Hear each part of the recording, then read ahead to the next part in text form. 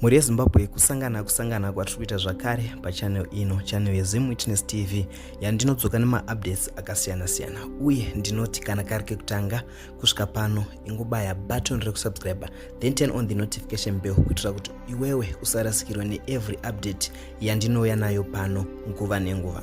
Muri yeZimbabwe sekuziva kwenyu isu tinongokupai nyaya sezvairi, nyaya semufambiro wairi kuita pasina kuwedzeredza, pasina kutapudza. So muri yeZimbabwe pana sekuru ava vari kupopota ivo about mamiriro eZimbabwe. So vanhu vatanga kuvashedza vachiti geza pati 2, vachiti ndivo vagarwa nemweya wageza. So muri yeZimbabwe ndichakuplayirai video iri, muchipedza kuwana video iri ngatisangane mucomment section muchitiudzawo zvamunofunga about this story.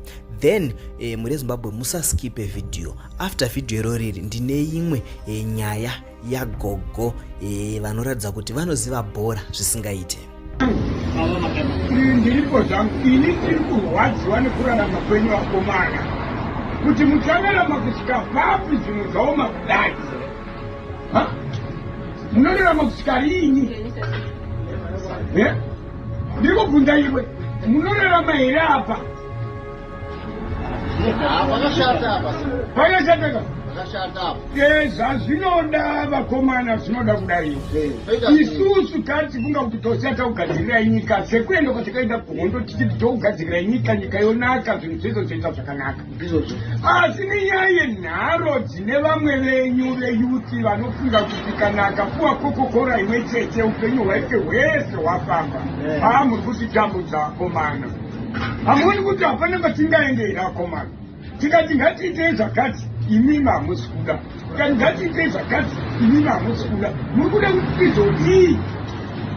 Imi senyu kuti ndiri kutaurai nhasi, mukanzwa pachinzi pari kuda mati kana kuti pari kuda kuzomatwa, pane kunoda kunomatwa, haisi mhosva kumatira kuti gadzirai nyika zvakanaka, haisi mhosva ba. Isusu kana tichikomburena hazviroverwi munhu kukomburena nyangu mumba chemumba maiko ukati maidwedzerewo muto wotorogwa nembaba kana kuti madima ndiisirowo kamwe kanyama ukauti watauririzvo. Isusu tiri kuti imini garai makatarisira nyika yenyu kuti yakanaka here nokuti ndimi ziso renyika. Isu tatokura isu nyangu vari kutonga ikokoko vakura, hapana tangova madhara tese takaenda gondo tese kuti tirambe tikutongai hazvitaita nokuti hamuna mhosva dzamakapara. Tinofanirwa kutungamirai. Kutonga kunoda kutongwa munhu ane mhosva. Saka mune mhosva dzedza tongoti tiri kutongwa kutongerwei taparei kwakubva kuhondo kwakuya kuzotongwa tichadza kuzotungamirwa. Isi tiri kuda lidha anotungamira, hatida anotonga. Kana achitonga ndanongopedza kuuraya vanhu vacho, watonga wourayiwa, atonga wourayiwa, kuda kuti tese takatotongwa karika tingoti atonga wourayiwa, atonga wourayiwa, atonga wourayiwa. Saka tinozvika kuti saka imimi seyuti munofanirwa kutaura zviri kuchikomoyo kuti haiwa baba tanzwa kutema kwenyu, tinodawo zvamuri kuita, nokuti isu tatoti tato hei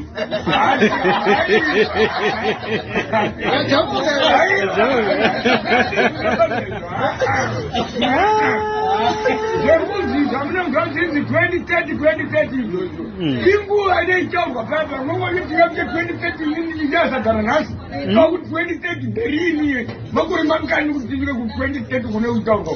Pandozvarwa mwana akatobvamba akatoenda kuchikoro ndopanganzi 2030 yekwani. Tiri kuda mangwana, kuti mangwana ndiani aripo mangwana, kwete 2030 nhasi kana mangwana, nokuti nzara yatiruma kavakomana. Munhu anokudya so munhu kudya so what is that man? Tivachinga mahotera, tivari kudya mahotera isu so nyangwe neno so munire plastiki komredi ari kudya sadza, komredi ari kudya sadza mundire plastiki nyangwe newo hauoni kuti kutsinyira nawo apapa. Kana uchinzi wapuwa mari wapuwa riri bhasikoro inoita Kwete zola mdani mabhasikoro aenda kuchera. Andotapa dhira kuchera. Izi 20-5. Waunotera bhasikoro inamu iyo. Mabhasikoro yanakuzwa kuti asifamba ngamurodhi unoona unanaita. Amuna rodhi mese umusaka ijecha rega kusvika kwana mubaira kwese uko kumundoro. Saka unenge wapuwa chinhu chinokuonesa dhamu nekunanaita. Unobva pano chinanaita mpaka wasvika kumundoro kwacho kutonanaita. Ziyai saka wapuirwe bhasikoro. Iwo havachapambanisa bhasikoro mama nezimotikari zvapi. Isu tiri kuda kuti zvinhu ngazvienzane. Kana mwana ari wakomrade ngaawanewo zvakawanawo komrade. Kana mbuya vari vaive vakadai ngavazhe vachiguda. Itiri kuda patebhuru apa pabudei. Patebhuru apa paitei patebhuru. Toza kuti tabudirira varume.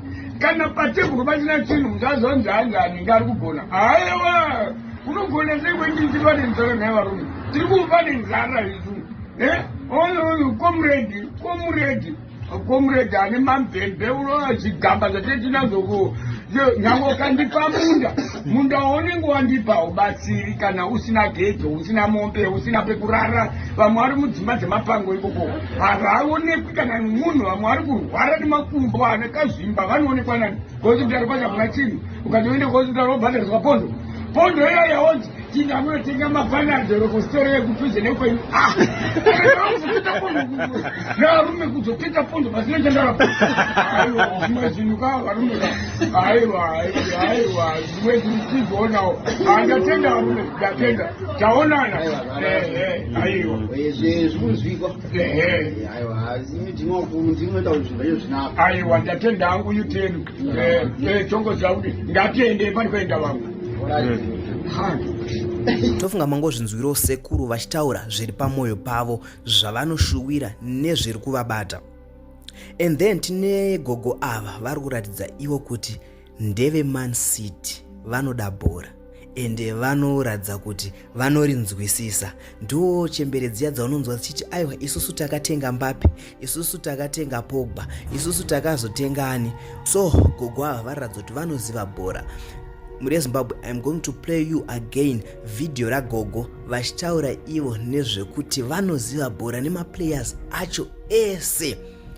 Havantokunda vamwe varume kutoziva bhora, vamwe varume vanotoziva makuhwa than kuziva bhora. But gogo ava neage yavo, muziviro wavari kuita maplayers andishamisa. So muri Zimbabwe, after wapedza kuona video rino, ndinokumbira kuti uye mucomment section ungotaurawo zvaunofunga. Ininga ndikuda kuti mumbonyatso line apo yeCity. Mati muri munhu weCity gogo. Munoziva nani? City ka ndinoziva number 1 yacho. Henderson. Ndozoziva midfield. Inana Bernardo Silva. Nana uyu. Ndoza defense. Ina ana Kanji. Na ndiani komwe. Na John Stone. Ndozo za center forward. Ina Haaland. Na Bernardo Haaland. Na Doku.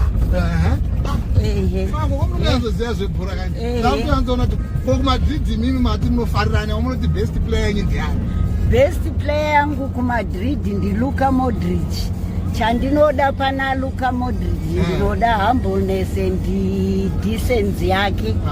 Ndo pane kuyemura kwangu kwandakamunyanya. Because Luka Modric ukamuona he looks very cool.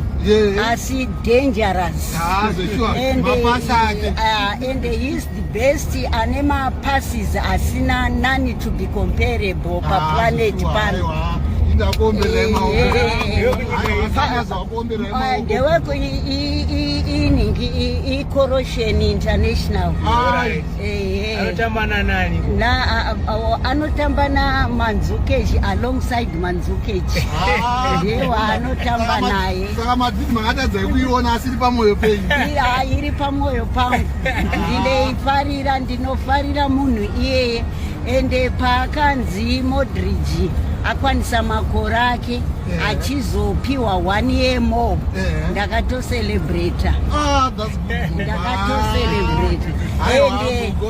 ende uyu akapiwa ningirikini Rodri mazuva ano kuMan City tiri kunetsekana because heart of city ndi Rodri maestro wedu ndiye maestro wedu saka ari painjari saka timu iri kustragora although Pep Guardiola akatenga zvake manew players but kuti anyatsoita formation yekuti manew players nema-old players vanyatsobatana zviri kumboti netse nokuti zviri kuti netse but achazvigadzirisa zvake nenzira yekuti tinotenda nezvaakaitira Haaland kusaina 10 years of yavakamusainisa ende ndisi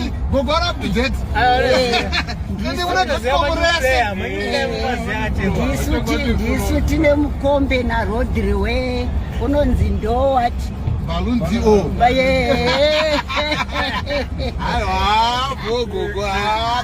thank you so much